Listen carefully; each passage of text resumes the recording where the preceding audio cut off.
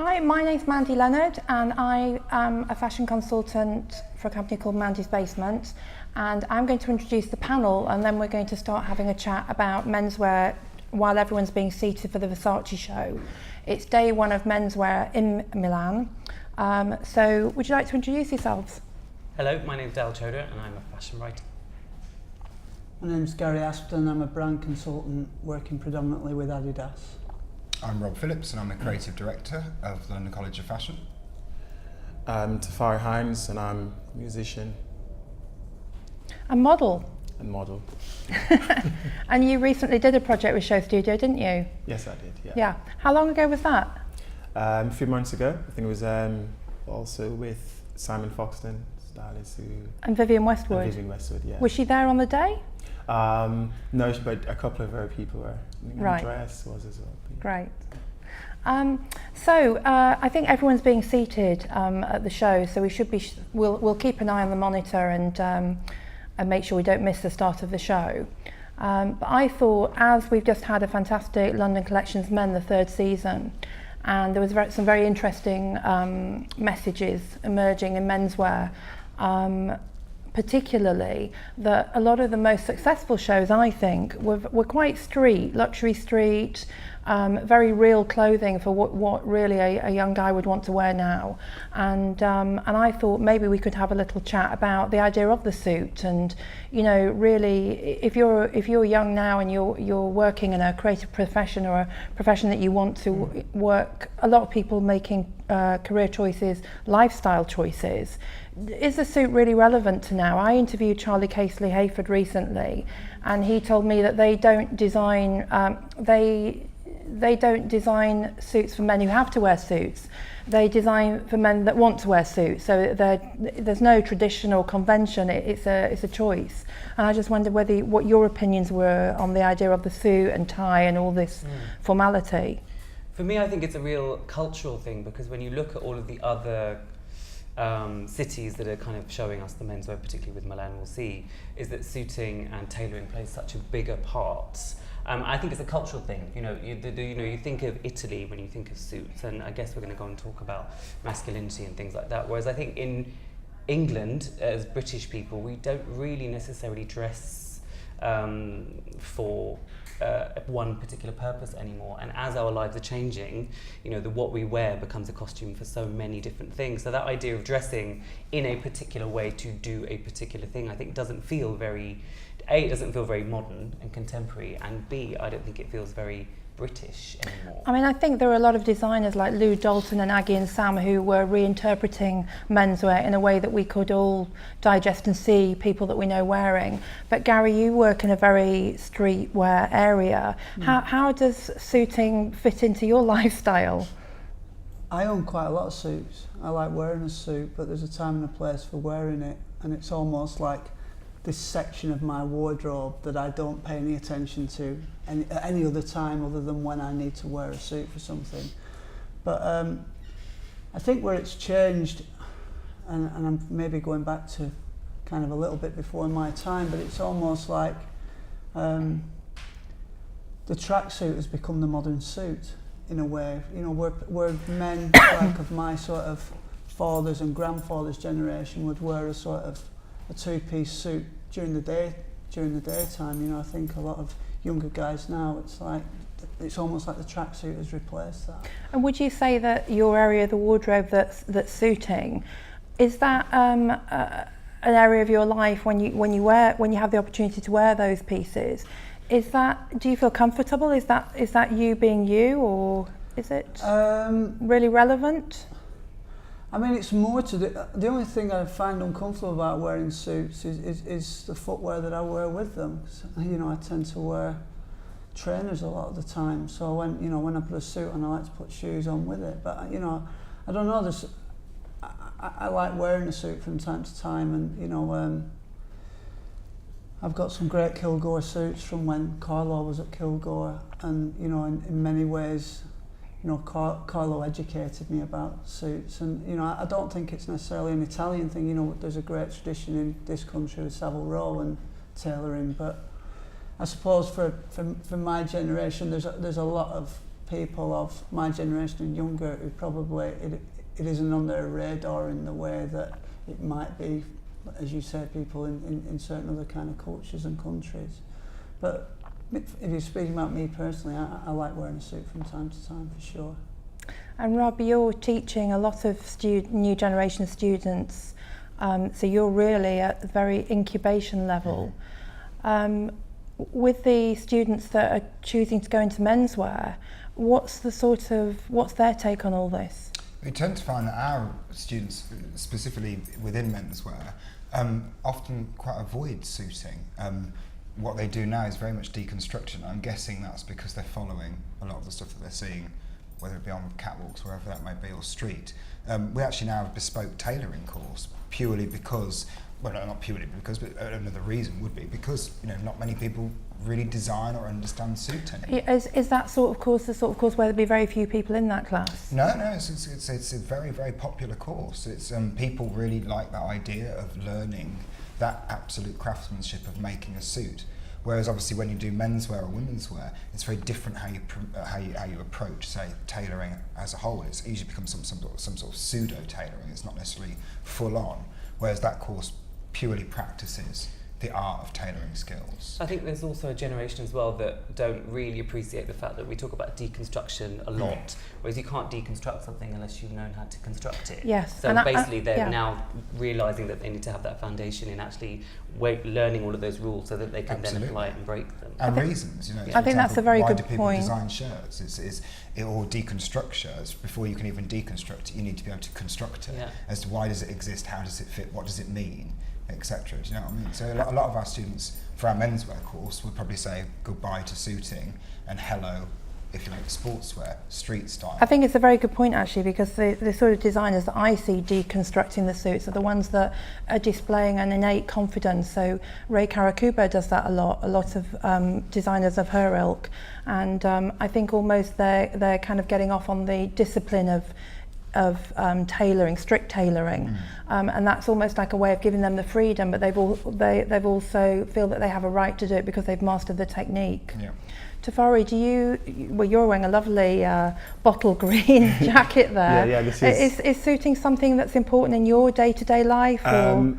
I don't think the suit idea will go away. I slightly disagree that tracksuit is the new suit. I think I've got a vision of gold rope chains and Cazal sunglasses suddenly and Run DMC. Well, I think whereas on the street where you go to gigs and you interact with various young musicians and young, I don't know if I should say young people, but people on the streets, you say, okay, what do you want to wear? Do you wear a suit? I think they'd love to wear a suit. Most guys want to look dapper in a suit, but it just depends on what the suit is and what does it look like. And obviously if you can afford it. So I remember a couple of years ago, and my mate was graduating from Dulwich College. He was like, I want to wear a suit, I want a cool suit, but I don't go to Marks and Spencer as much as I don't go to Marks and Spencer. I was like, don't go to Marks and Spencer. Go to, say, for instance, Topman. Get Topman suit because it feels like it suits the Topman suits are really cool. I mean, the cut is great for a kid. I mean, they're fantastic. It's one of the only options as well. Yeah. Yeah. So I mean, and I think that's pretty cool. And I think I was saying to you earlier, we did like one of those, the Savile shows. I hope I don't get in trouble for saying this, but most of the models were like, we look really cool, look really dapper, but it feels like I'm wearing my dad's suit almost. The trousers doesn't feel like it. There's a particular way we want it to look. Or want it to feel. So, that's my kind of my take. I think also the models at the shows are very young. You forget that, don't you? Yeah. I think the point that I was making was that guys from my dad's generation, when they were in their early 20s, were wearing suits in the daytime in the same way that guys who are in their late teens, early 20s are wearing tracksuits day to day now. That's what I was trying to say. Of course, I think we got that. I also think that there's a section of the kind of fashion media that are very comfortable with this area of tailoring and suiting and are constantly trying to sort of push this idea down people's throats that tailoring's back, everybody. And I think part of the reason for that is that the people that are writing those articles don't necessarily understand streetwear and sportswear. and streetwear and sportswear is almost its own area, and they're not au fait with that language, you know. Well, someone recently was having a chat with Dylan Jones, who's quite senior. He's running the men's initiative, and he wasn't familiar with Supreme or a lot of the obvious streetwear labels, which I found quite surprising, really, because I think that in this modern day and age, they've had such a big influence on menswear, and their references are so similar. The streetwear references are so similar to people that are designing suiting. That I was quite surprised about that, and I also think that, you know, in my work, I work very casually, but sometimes when I have an important meeting, to dress more smartly is, dare I say, a bit more respectful, and I think that people take me a little bit more seriously when I'm dressed more smartly. Well, I was gonna wear a Westwood suit, one of the low crotch one, and you know, would catch you here and the ankle is showing, and I think those kind of. What, to meet the bank manager? Well, I mean, to push it that far, probably, yeah. Why not? Or if not the low crop one, but like, you know, those slim fitted trousers that would maybe catch you at the ankle, like, you know, that would be a lot appealing to like lots of young people. Like, if I'm going to wear like a blazer and one of these like, you know, smart trousers, but as long as it doesn't look like your dad would wear it, then I think young people would be up for that. But it's such a cliche, but it is about confidence. Yeah. So you can wear a low crotch trouser if you wanted to.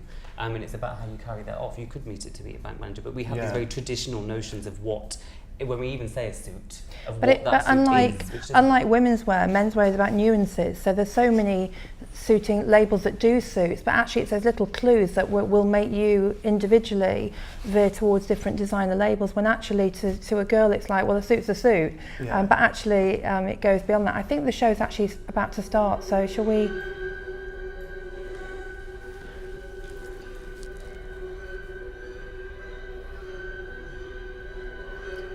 And of course, it's funny that you mentioned Astrid Anderson as we were chatting before, because in the last Versace show, there was a lot of brocade lace, and some of the mainstream media in the UK enjoyed having a go that she'd done a white lace catsuit for men. Her show was particularly strong, actually, but this whole gender thing was very evident in the last Versace show, so it'll be interesting to see. And we open with the suit. And a lace shirt. A nice sheer, slim fitted kind of, So that's what I was actually saying. Yeah, that kind of stuff is. And those trousers are quite drop crop. They look quite cool. Yeah.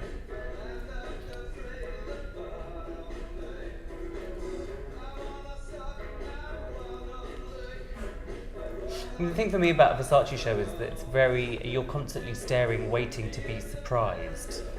But for me, that rarely happens, because almost it's so, the codes of the house are so well respected that you end up kind of getting.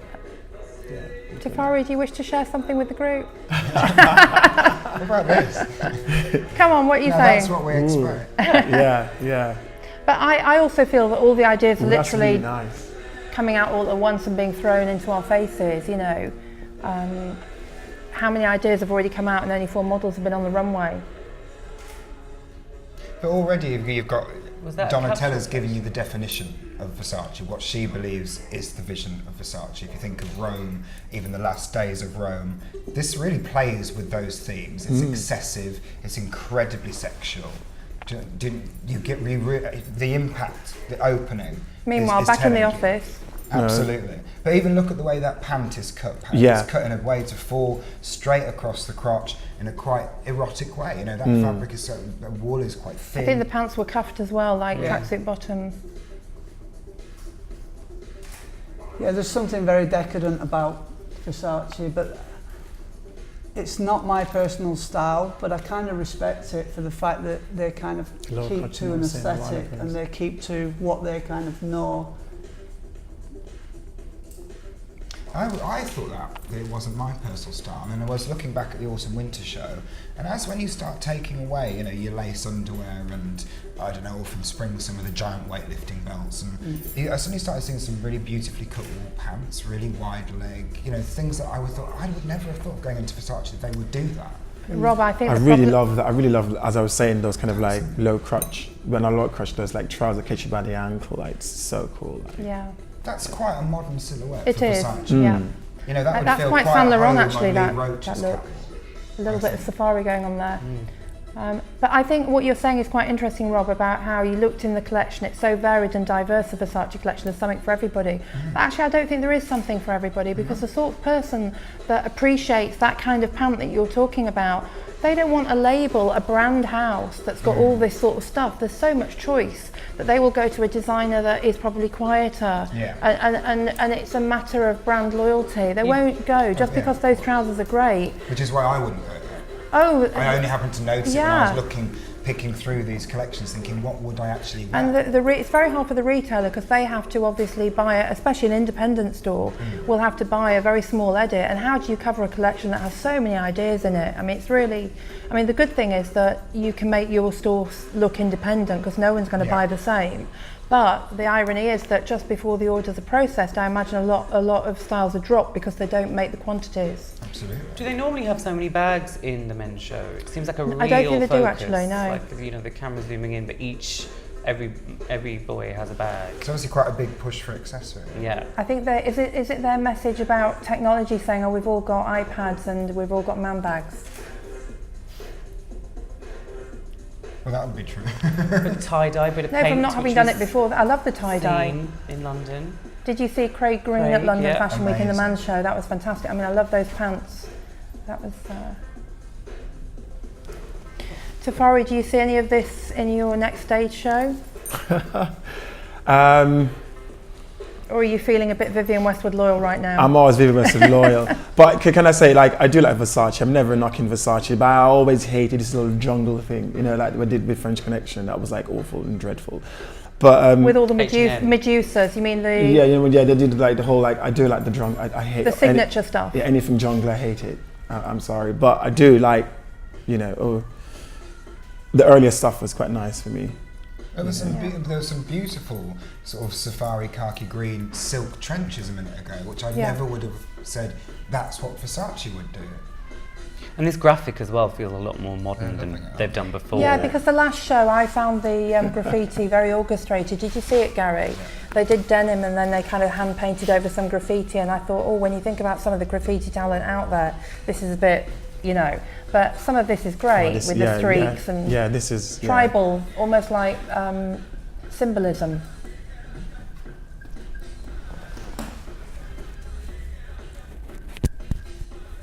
Gary, when you're working with a label like Adidas and you're advising them about ideas and stuff, or how does a designer like this contribute to the ideas that you have to filter through? I mean, I think with Versace, they kind of sit in their own zone. It's almost like they've got. I mean, I was thinking, because I was looking at your bathing ape shoes, and when you were talking about, putting the Medusa head on and stuff, and I was thinking in many ways that's what bathing ape do. And then I was thinking about, I kind of went off into my own world, thinking about the fact that Nigo has that place where it's kind of decked out completely in Versace. So there's, they're not really on my radar as a brand that I kind of reference, because I think they're almost like a bit of an all or nothing brand. You're either kind of going to go that whole Versace look, or it's not something that's easily mixed up with other brands, as I see it. Would you agree with that? But this collection looks like, I do hear what you're saying. Yeah. I'm not sure whether I agree with it, but I think it's a fair point. Sorry, Tafari, what this were you is saying? really, I like some of the stuff that's coming down here. Yeah, like, I think I'm finding it slightly annoying that everyone's got a bag, actually. I think that's a bit weird. Because men are carrying bags like women having handbags. Yeah. A lot of my guy friends is like, when you get a bag, like, what are you going to put in it? I don't know, but I just need a bag. Like, so maybe. But I think as shows are being live streamed, we're not the only people watching this. People are watching it, zooming in on that bag and thinking, yeah, I'll buy that. Because you know what, I don't want to wear that studded jacket. Can you really see the bags though? I can't even see the detail of the bags. I think they're all the same bag in different prints. They're all exactly the same shape. I must admit, I was very impressed with the painted section, because actually it looked like they continued it onto the legs, they painted onto the skin, so that was some great styling there. I think it's actually tape. was reading on the press Yeah, release earlier, it's actually masking tape tape. stuck on. Yeah, We come, don't we, to Versace with a preconceived idea, I think, of what it of is. course. And I would be of the mindset exactly of you. I was when I was invited to do this. I was like, God, I don't know what I would say. I wouldn't wear Versace. Yeah. And you have all these stereotypes in your head of things like showgirls and God knows what else makes you think of Versace. But when you actually start sitting and unpicking certain things, there's a number of items that I would really want to go in the shop and have a look at and try them on. And I never would have thought I'd say that. This suit here, they've actually done like a luxury tracksuit bottom with the jacket. They did that in the last show as well. In I think they did white and they also did chocolate brown. But it's quite, it's the contradiction of a traditional suit. You've got a very smart but fitted double-dressed vested jacket, a casual pant, and then you've got this sheer, very feminine, ambiguous shirt underneath. And again, the way that the dinner jacket's been belted, that's a newer signature of the brand, I think. Who'd have ever thought that sportswear would be influencing tailoring, eh? I bet that keeps Dylan Jones awake at night, doesn't it? I like the Medusa in the lime green as well. Yeah. Almost like a globe. Never been a Medusa. I'm wondering though what the first section was, because that almost looked like a separate collection. Yes, They all came out I at the couldn't same get my head time, around that. Yeah. And then it started again. It might have been in the show notes. We don't know. Oh, yeah. I think it is just bowling it back to you. This is what I do. I am in your face. This is all press But this photos is a galore, bit more isn't it? restrained than the last show. Yeah, this is quite definitely. elegant, She's really, in definitely. comparison. I think we missed a little bit with all the Definitely. little green speedos with an orange line straight across the left buttock. I thought, you're going to get noticed. Trust you to remember that outfit. You have to remember all of these things when you're choosing swim. But I do love this day glow section with the orange and yellow. That's great. I rate them. When you're talking about things It's about my the favourite graffiti, section. again, that's Yeah, I love that, yeah. that's its own Why not? world. Summer And I is think fun. when people start, when you get high fashion trying to sort of dip its toe into that world, they invariably get it slightly wrong to people who are au fait with that Well, I world. think Kim Jones does that very well. I mean, he used osgeomosis. How do you pronounce it? Osgeomosis? The Brazilian twin graffiti artists, and a couple of others for Louis Vuitton, and there was a touch of it in the show, and I think he did it well because they were the real deal. Whereas I think with this, it's probably people that they've commissioned in the design studio. And there she is, Donatella, In black. having a little, And a lot of black. difficulty walking in those shoes. Actually, Black for spring. Very sensitive with teeter on. Yeah. We didn't notice whether there are any celebrities because obviously Versace show, they do like their front row. We were too engrossed in our suiting discussion at the beginning, I think. We were Well, looking at the I clothes, managed to think. catch a friend of mine. Which row is he on? There he is, looking a bit dreadful. What, in the fluoro short? Really appreciate that. Do you want the association right now? Name and There shame. they are. A lot of them are flooding, a lot of them going backstage. I should actually. name him. But I mean, look at what they're all wearing. I think that always gives, some sort of indication continually when you're looking at, the dreaded street style websites. When they come from different places, the guys in the suits always get photographed. And that doesn't necessarily kind of, underline the taste level of the industry, but definitely there is a kind of wider, is what you were saying about certain magazines or certain editors pushing the suit as the new thing all of the time. I think we do in fashion always think of our little bubble of, London. And actually, having the Sean Sampson outfit in a magazine in Leeds or wherever, actually it's so much more powerful in those places than it is for us, because I think we kind of take a lot of stuff, just washes off us. You and know we're like, what? yeah, great. Wherever you are in the country, you're seeing it all because you can go on all these websites and they're all established now. But did you enjoy that, Tafari? Yeah, I did like. Yeah, I like a lot of it. Yeah. Yeah, I thought it was a pretty strong show for Versace. I must admit, I was quite impressed. What about you, I was Rob? expecting a lot of jungle things, but obviously not this time. You've got a real hang-up about it. Yeah, I because I want to wear it. It'd be nice to wear some like early Versace stuff. Coming from Jamaica, a lot of like those black guys, black kids, be like wearing a Versace like trousers is the thing, But they were like, they were cool back then. But now, based on what I've seen, like even that H&M collaboration thing, it was just like, I'm not going to wear any of this. Go to the jungle back with that. I'm sorry. And you, Rob, what did you think of the show? Pleasantly surprised. Yeah. It's got a lot of Donatella's staples in there. I think if you go back over her archive, there's things that she plays with. But I was quite surprised with a few of the really modern silhouettes that she threw in there. Very, very slim and quite pared down. I thought I'd see a lot more opulence, because usually it's littered with Baroque references. I think she's shown a lot of I think she's shown a lot of courage with some of the designers she's worked with for the Versace line, and now it's J.W. Anderson. It was Christopher Kane. So we know she can, appreciate people's input. So maybe it's a lot more democratic in the design team. She's filtering a lot more of the ideas through, but that seemed quite brave for them. Of the brand, aren't we? And maybe that's for financial reasons. It needs to evolve. It needs to start appealing to other markets. Gary, did you enjoy that? Well, further to what Rob was just saying, it's being able to evolve a brand without losing its identity. And I think, part of the reason I rate them as a brand, like I say, it's not my personal style, is that the fact that they've got such a strong sense of identity about who they are. And, there's a lot of other brands out there that are very kind of blowing around like a leaf on the breeze, trying to jump on whatever trends are going on. And I think it was just Versace enough, and at the same time it was kind of progressive and just pushing it forward a little bit. And Dal, you? I thought it was a strong collection. I liked it, but almost that makes me feel like slightly disappointed in it. It didn't have enough of that, because I can go and buy those jackets and those trousers, to be honest, or that look from many other designers. And I feel like that look is offered to me from other people. I don't go to Versace for that. I go to Versace for I would go to it for that kind of brash gaudiness. And it's almost, as people are becoming more commercial, and it is a commercial move, those, it almost saddens me that everyone's we're all a bit everything's getting flat. Everything's being flattened into this one sort of look that menswear should be. Ironically, I think London's the only place that doesn't do that. But that for me was slightly disappointing because I liked it. That's funny you should say that, because actually that's what drew me into it. The fact that it didn't have the usual overt brashness and campness.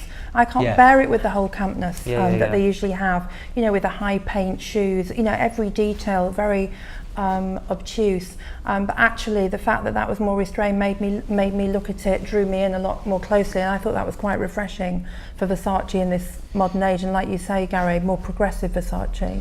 Yeah, and the thing as well is when brands like this try to, when they're not trying to be streetwear, they inevitably become streetwear, because, like what you were talking about earlier, they become adopted because they're not overtly targeting that stuff. That's why, for me, a brand like Versace should never go anywhere near something like graffiti.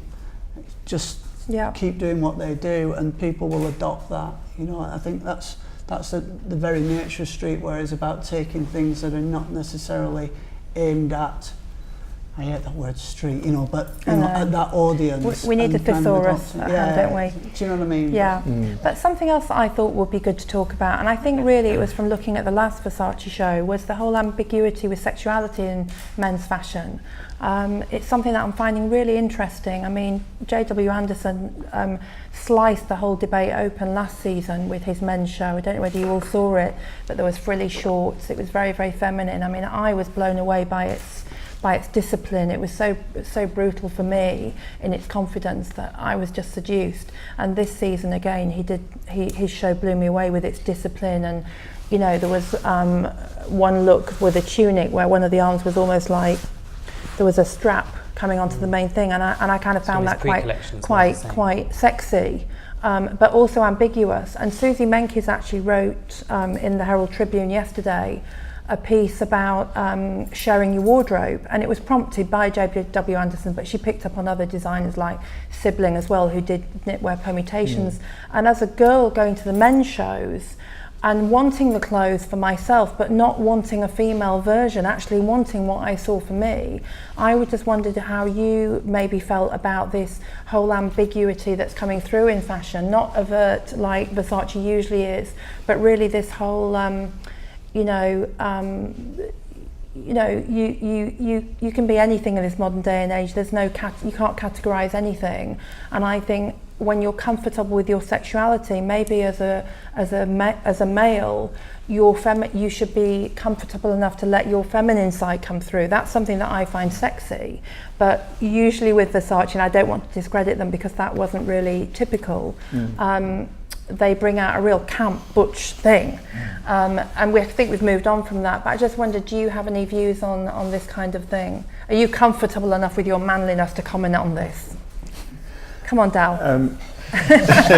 Ooh, I have a big problem with all of the well, even weirdly, we're traditionally thinking lace, women's wear, and a lot of our conversation around this idea of designers like J.W. Anderson and designers that are kind of forcing us to question gender It was roles. Aspden Anderson who got all the stick, and it was a beautiful show styled by Elgar Johnson from ID, and unfortunately, as is typical with the Daily Mail, they pick up on that white lace catsuit, which wasn't such a strong piece in the show, but poor Aspden had that thrown out there. But but McQueen, for example, Sarah Burton McQueen used lace too, and in a bit more of a, I guess, in a way that the Joe public could stomach. But I think, you know, we're very lazy when we talk about gender roles and we talk about menswear for women, women's wear for men. To me, and the way that I write and the way that I approach fashion is that they're just clothes. And I think what's slowly changing is that the general public is also it's the same thing with oversized, for example. So you had many women never buying an oversized garment if it didn't have a small in the label. It was pre-oversized. But if you tell them to go and buy an extra large man's shirt, they'd never do it. And I think that's slowly happening with men and women. They are just clothes, and you look at retailers that are sort of embracing this idea of a space where men and women can shop together and share clothes. But I think so when a designer like J.W. Anderson sends out these kind of elongated silhouettes, yes, I like it because it prompts me to think and it engages me, but actually I wouldn't, you know, they are women's clothes. Just do you really feel that? Yeah. Gosh. Yeah. I haven't seen any of the shows, but it's not you can't not notice anyway what's happening, you know, from like being with friends and being in the scene and see what is happening. And I think men's fashion was kind of always boring, you know. There's always these like grandfather suits, just like seriously, put it, you know, chuck it away.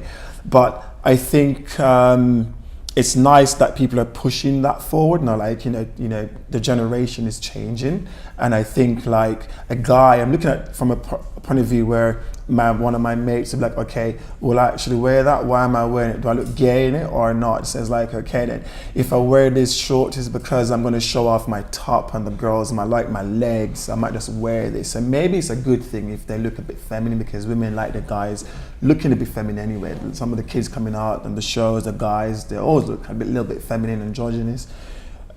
So maybe that's not a bad thing, you know. Maybe push it forward and see how far you can push it. That's why it's nice Galliano did what he did when he, you know, and people like Kim Jones. Like, it's quite nice to like push those things forward and just don't be safe, like, you know, back there and that kind of thing. So I think the designers you mentioned, they also do these. They do it in a way where they're not doing it gratuitously. It's something that they're feeling as designers, and you can digest that a lot more easily. And because they're people that you might respect for labels they're associated with or the work that they do, you're more likely to look more closely at people like that do that. And J.W. Anderson is someone who's pushing out the extreme, but I find that very, very interesting because there's something very, very fresh about that. How do you feel about this issue, Gary? Because I was just what you were saying about when you put something on and how you're analysing it. When I put something on, I'm going out with a girl, it's do I look slutty, do I look cheap, do I look sexy? But actually, am I comfy? Have I got the confidence to go out the front door and have a fab night out and feel great until 2 o'clock in the morning? Yeah. Just 2. Well, whatever. It's not an easy question to answer because I guess it depends what garments you're talking about specifically. I mean, just thinking about my own experiences growing up, I remember in the 80s when we all started wearing sort of baby pink polo shirts and crew neck sweaters, and that was, good example. That was seen as something that was really radical at the time, but it was kind of working class boys going to football matches at a local youth club or whatever, and that was a colour that we all kind of took on. And at the same time, it was like what would be described as pretty effeminate wedge haircuts as well, you know, and people looking at guys like Phil Oakey and trying to imitate that look. And, you know, I mean, but the kids that were doing that were incredibly masculine and roughnecks, I guess, you know. Yeah. And so there's always been that sort of, you know, exchange of, you know, kind of working class kids playing with that stuff, you know, and you could say a lot of those looks were born from Bowie in the 70s, really. But as far as, you know, like I say, it's, unless you were to give me specific examples, it's a really difficult question to answer. You know, I mean, like when you talk about frills and lace, you know, I mean, for somebody of my age and my generation, that's an absolute no-no. But, you know, I don't know, some 18-year-old kid who's growing up in Huddersfield, who knows? I mean, but, you know, with that stuff, you kind of also, if you're growing up in somewhere like Huddersfield, you're running the gauntlet if you're going to go out and wear that kind of stuff as a straight man. It's interesting that you mentioned the pink colour, because when I was at the Lou Dalton show, she did a kind of pinky lilac-y colour.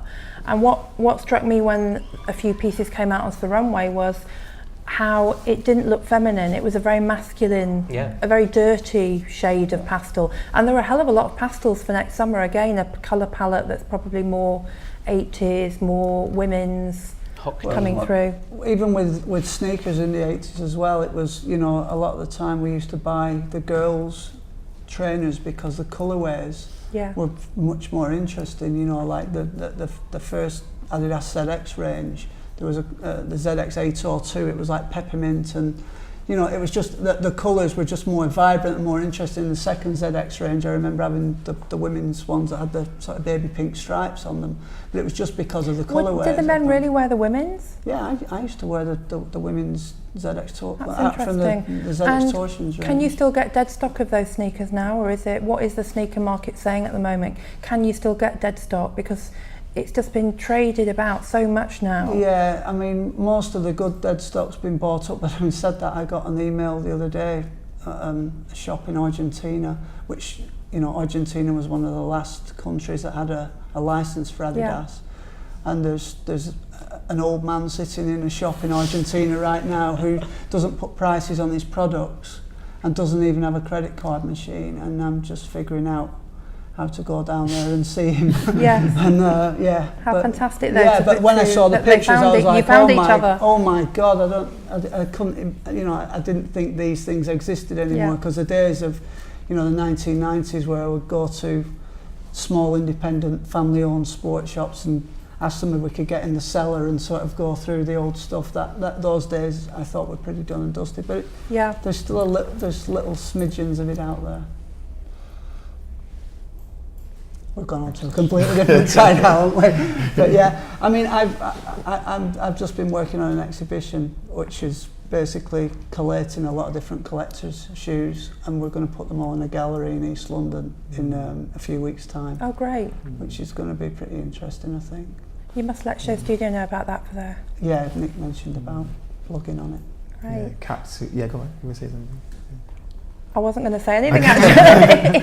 No, I'd love to see the whole, you know, that cat suit thing for men, because, like, you know, if you remember, was it Jessica J, and she came with, like, you know, a little cat suit thing. Yeah. I mean, you know, that was quite, you know, hot, and to see a guy in a cat suit, I wonder how females think about that. You know, I remember doing a shoot in Simon Fox and put me in something similar with a dick at the end of it, but I was like, that obviously I wouldn't wear that, you know, on the street, but did you feel sexy? Did you like how it felt? Well, it was quite, you know, it's leather, you know, men always look hot in leather, you know, I was looking good, but I think it's nice what's going on in London. I think there's something happening here, and you can't deny it, you know, whether you're in fashion or not. Like, speak to some of my sisters who don't really understand anything about it, but you can tell it's on their mind, because you can feel the change, and I think, you know, everyone just get behind it, you know what I mean, like just go for it and go far, you see how far you can take it, you know, and especially men's fashion as well. Well, I'm very excited by the men's fashion at the moment, because for me there's been so many significant goalposts in what has defined my own understanding of streetwear, and those goalposts have completely been shattered. One of them being Nego out of the picture now, the guy who founded Bathing Ape.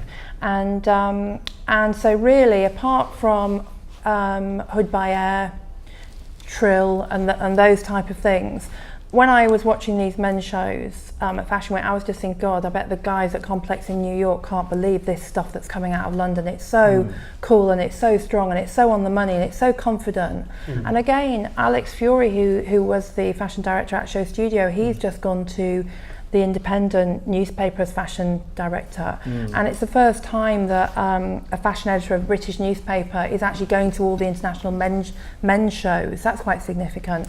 And one of his first reviews was actually of the Burberry show, and he almost like called it a Burberry fail. And but it was quite interesting because those big brands and they kind of not dictate, but almost like a brand that is defining how digital can, have this big impact. We're living in this modern age, but for someone who's a pretty cool editor that a lot of us respect, went to this show and actually wasn't fooled by any of it and just wanted to see the cool stuff. They didn't want any fluff, they didn't want any theatre, and actually he wasn't really buying it. And then having gone to a lot of the shows myself, there were so many strong ideas, but actually it was the young kids who were coming through that were just very powerful and a lot more responsible than they used to be, taking the businesses seriously. They've got a good infrastructure of people around them, so there's no fluke about it. It's not like they've done a random collection. So I think menswear at the moment is very exciting. Are you familiar with a lot of these young designers coming through, Gary? Some of them. Yeah. Because Chris Shannon, when they collaborate with sportswear brands and stuff, I'm sure they come on your radar. No, I mean, I was at Itor Throup's studio the other day, but Itor, you could say, is not a young designer anymore. He's kind of an established designer. But what a phenomenal talent he is. But when he did Man, I went along there, and I was interested. I mean, I went and introduced myself to him because we share a lot of similar references, and we come from neighbouring towns and have neighbouring football teams. Well, he's from Burnley, I'm from near Blackburn, and so, but I went over to his studio last week to see what he'd been working on, his first collection. He's had a huge influence on British menswear, but actually a lot of people that you speak to wouldn't know who he was. But isn't it funny that someone who's got that talent can have such an influence? I mean, he did the British football team when they he did Umbro and Stone Island. I mean, that's a big honour that he. All my students, as all these designers are. I mean, the philosophy that he's got going on behind what he's doing is there's a seriousness to it and a gravitas to it that a lot of, the thing I find difficult with fashion is, and this is me personally, it's just sometimes it can be too flippant for me. It can be too sort of like, oh, we're hippie this season, and oh, we're punk rockers next season. And, they can kind of play with things that, to me are, I don't know, maybe a little bit sacrosanct. You can't actually build a fan base if you do that as well. I think, if you want a customer to be in it, a loyal following is really where you get your credibility, and if you chop and change from season to season, you're never going to get that. Also, the buyers are developing a customer in their stores, and if a customer likes it one season and doesn't like it the next, it's like you're playing with people. Which is back to Versace. The point I was making about Versace earlier is it does what it says on the tin. You know what it's going to do. Do you know what I mean? Yes. And whereas with certain other brands, it's like, well, who are you? What exactly is, kind of what do you stand for? You know that Versace stands for kind of decadence, and this idea of power and athleticism, and do you know what I mean? It's like that when you read that press release, it's like you just imagine dudes with kind of big torsos who work out and kind of, spend a lot of time in the sun. Dal, are you wanting to say something there? I was just thinking that Versace show, as we've seen it, it'd be interesting to see how it looks in the shops. Because the shops, the way they're designed now, very much sort of frame not old, the 6 month old vision. The department stores, it's more tricky because.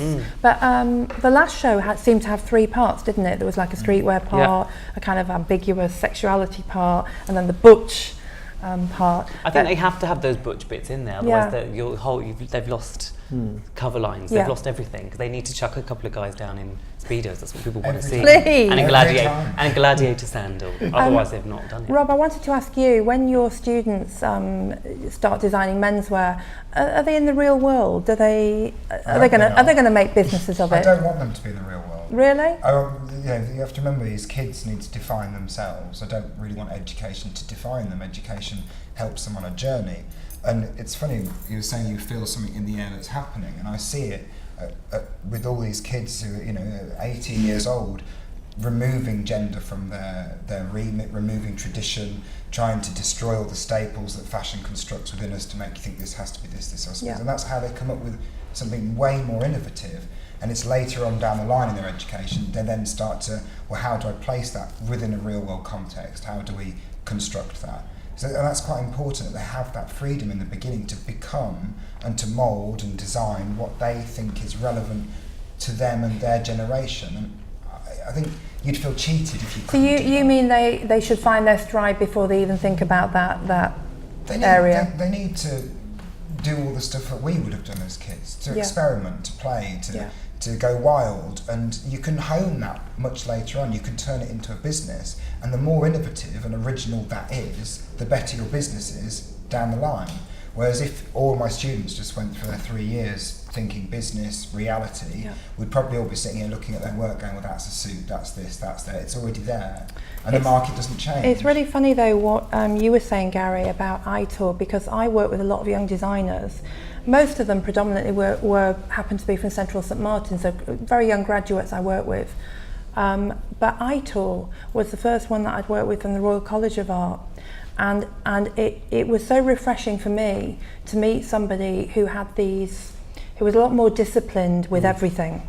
I mean, it might be iTour, because I did work with a couple of Royal College of Art people, but it was really refreshing to see somebody who was very passionate about their own theory and who they were, but very, very disciplined, whereas the people that I found came out of the other colleges were very, almost like, I don't know whether it's a reality, they were living in this It depends creative... what college you've come from as well, and the history of the college. But at LCF we're obviously grounded in manufacture and the discipline of actually creating real garments, and the students obviously all. But you're still giving them the freedom at the outset. But my job is now we can refine that, we keep it. It's our heritage. It's fine. It's not going to go away. But one thing I need them to start thinking like is A, for themselves, and B, bigger and more original, and that's only going to come through being more out there. Just before we go to you, Tafari, I just want to check how we're doing. Are you okay for us to carry on nattering, show studio people behind the scenes? Are we okay for time? Yeah, just give me a little, okay, cool. Yeah, what was it? I do agree with you both in the sense of like, I think one has to get out there and push your talent and your mind where you can carry it. But at the same time, you do need to have a business sense, because a mate of mine, Tom Campbell, an artist, and he said, when I was in art school, I did it all. I'm well grounded what I want to do. I can use my talent, do whatever I want to do. But when I came out of art school, I had no business sense. Like a lot of, you get a job, to try pay bills, to try live somewhere, then before you know it, you can't focus on yourself, you can't focus on where you want to go. You kind of, there need to be some kind of provision for young people to be like, when you come out, you have a business sense. Like, so it's good to kind of have that. The ones who have that tend to slightly go forward, because if someone say, like Gareth Pugh, like he knows exactly what he wants to do, like in the business sense and also the creative sense. And same with musicians, one, you kind of say, I'm going to write songs, but then the label goes, well, you need to make money. So you kind of need to have a business sense. It's very hard when that happens. Yeah.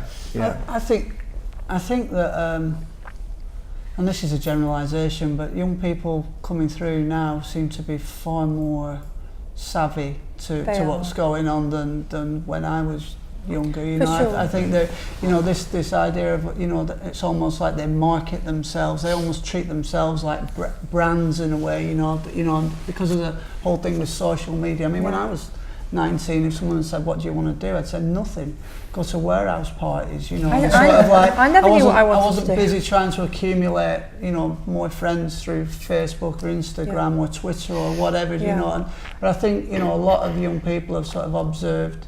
They've grown up, particularly with kind of hip hop culture and the commerciality of hip hop culture and the artlessness that hip hop culture has on a lot of levels nowadays. And I'm talking about mainstream hip hop culture. It's very sort of, you know, there was a time maybe, you know, 10 years ago where it was like every song sounded like just a load of jingles for different brands. Do you know what I mean? And this that mentality, I think, has kind of permeated a lot of young people who are growing up listening to music and sort of seeing people doing that and turning themselves into brands and wanting to become stars. I think there's definitely a movement towards that, more so now than when our generation were growing up. From the young designers, particularly from London as well, the amount of them that had branded T-shirts or products with their names very much this season, it was emblazoned all on the Calvin front. Klein at every show. Exactly, and that goes to show there's a real, I think, awareness / arrogance to doing that. You know, who is going to buy a T-shirt with this name on that? You know, the reason where all of that came from, those references, when those I think they're referencing a certain period in time that's touching the spot. Yeah, which kind of doesn't exist anymore. So the T-shirts kind of, for me, all of that stuff really just falls flat on its face. Didn't you love it? Oh, I loved it. But also that terms of, I've got a real issue with students kind of that finish and they're ready. I don't want to see a graduate that's the finished project with a Facebook page and a Twitter page and an e-commerce. But that must be frustrating for you, because actually, really, they should go out there and get experience with other designers. I mean, it must be a killer to just leave college and go and do your own thing, and you haven't tasted anything really. I actively perturb them. Yeah. You know, I go and get a job. Not necessarily the way to do it. It's not nowadays. We're not down. If you went 10 years back, 15 years back, yes, at Graduate Fashion Week, you would have people, you know, lauding this new young name up, and they would support that kid or whatever, and then maybe the last couple of seasons. But we're not in that realm anymore. They do need to go away. They need to get experience, etc. But at the same time, they need to do what they want to do, and that needs to be absurd and shocking and challenging. Else, every time they do anything that's really professional, they're really criticised for being really professional. We want ideas, we want professionals. Sometimes I feel sorry for the kids. They really can't win. But you know just having a balance between it. But that's the Vivienne Westwood thing, isn't it? Because she never looks at any references. She doesn't want to see any other magazines. It's like she's just getting her own whatever. But what really scares me from what you're saying at the moment with fashion and the media in general is how instantly things happen very, very fast. A lot of people that I'm kind of seeing on a day-to-day basis, their businesses are becoming successful and famous very, very quickly. So you can make things happen very, very quickly. And I'm not saying that's a bad thing, and I'm not saying that the businesses are going to fail, but it's this idea that things happen very, very fast. So in a way, I think that these young kids are coming through and they're seeing that it can happen quickly, and it's almost like they're equipping themselves with what they may need if it happens really, really quickly for them. Well, yeah, because I think the way information is passing down, like obviously 15 years ago, no one had an iPod or you know, so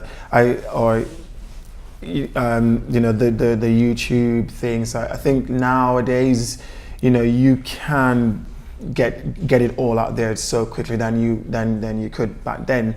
And I think most young people really aren't stupid. I think they are intelligent. I think it's just a matter of, you know, having some kind of guidance as you go along. But when I was growing up and like, you know, doing modeling and stuff, like, yeah, you could do that. But if I wanted to do music then, like, who's gonna give me some kind of, I would have been lost. But now there's so many interviews I can look at from various artists who've been there before and be like, this is my story, this is how I do it, you can watch it for this. You pay attention to those things, and then you can be like, yeah, I'm not going to make those mistakes, I'm going to try.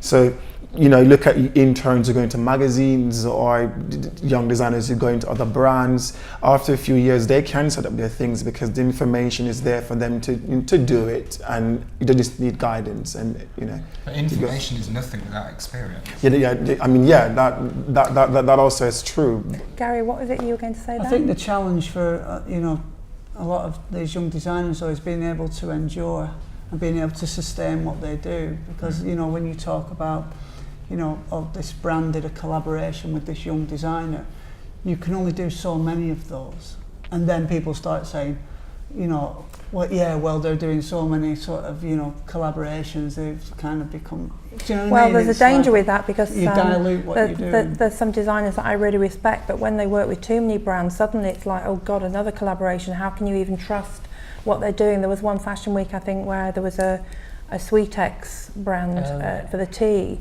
who was touting £2,000, and they were just calling up all the PRs and trying to get designers to do the packaging for a Sweetex. And I work with young designers, a lot of who I did free PR, and a lot of them who just didn't have money. So if I rang them up and said, oh, Sweetex wants to give you £2,000 to do the packaging, they're not going to say, oh, that's really enough, I'm not doing it. They're going to go, bring it on, I want to do it. And I'm thinking, don't do it. And it was a real battle, because everyone's skin and they need the money. That's what I'm saying, the ability to endure. But I think that but I know that you know this, Gary, but I think there's a lot of the organicness with that. So if you're actually working in the right type of way, you're attracting the brand that would work with you. And that collaboration, you know, I think that once you have a good marriage with a brand, there's no reason why you can't work for 3 seasons with them. You don't just do these flippant things that we all can't bear, that have got no soul or longevity. It's almost like that, you know, there's so many collaborations out there. There needs to be a kind of a rationale behind why are they working together. You know, sometimes you see a collaboration and you go, of course, that makes sense. Yeah, but the collaborations are great because it gives them an excuse to get a bit of press, and otherwise they just wouldn't be on radar. And actually all the editors that can't possibly digest all the lookbooks and images they get emailed. I mean, I know that a lot of editors now, they don't even look at what you send them, because they're class the PR as a junk. So they don't even see what you'd email to them, and no one actually makes a book and sends it out anymore anyway. So it's very, very difficult to become visible. So when you do these collaborations, it's just a great excuse to get some press and actually attention on the designer. So I would argue with that, because I think that the brands are actually adding great value, because they're actually making a lot more of these brands visible. Even Topman, when they do their collaborations, I mean, they're all pretty good what they do, and they're giving, like Aggie and Sam a year ago, who are they? No one even heard of them, and look what they've done for them now. And I don't think that's happened too fast. I mean, they're great kids, and the label is crossing that bridge between casual and suiting, and it's what a modern person would wear. But actually, without the brands doing these collaborations, I don't think we'd know who they were. I wouldn't know who they were. The same as music, isn't it? Like you get an artist who nobody knows, and then he does like one collaboration with a famous or well-established artist, whether it is, you know, songwriting or whatever, that's going to get that person on the platform to go and do their own thing. And you know, that's always happened. If you look at old albums that you might have and you look at the credits, a lot of famous people were backing singers, or, you know, that's how the world goes around. So anyway, I think we've nearly come to the end of this lively debate. Is there anything else you'd like to mention about menswear in general at the moment? Anything that you're feeling? What are the labels that you're into at the moment, or is there something that you've just bought that you really, really want to share with us? Come on, Dal, you've got a very individual style going on there. What are you into? Yourself? This is all, it's interesting we were talking about the tracksuit, because this is by a designer called Paula Gervais, and her label's called 1205, and her whole thing is that she used to work on Savile Row, so a lot of her label is about tailoring. But I also think that the word tailoring, we think suits, but actually that's not true, because all garments are tailored. They're all constructed, they're all put together, either with one stitch. I love this baggy Airtex look that you've got going on there. That's great. But this is my suit. So to my parents' horror, I would go to a wedding wearing this. And that's why I was talking about kind of culturally, in certain aspects, you know, there are certain places that I would go to where my mum would still expect me to wear a tie, but I don't, but I enjoy those sorts of things. And I think slowly we're all starting to become a bit more open-minded about that. But yeah, so a more relaxed sort of formal wear. And Gary, do you enjoy looking at menswear that's coming through? Do you like buying it as a customer? Are you? Yeah, I do. I shop, but I. What stores do you like to go to? What stores do you like or admire at the moment? I like the Hideout. I like the End. I like Hanon. I like Oi Polloi. I like a little bit. I like a little bit of Dover Street. I like a little bit of kind of Bond Street, like Laurel Piano.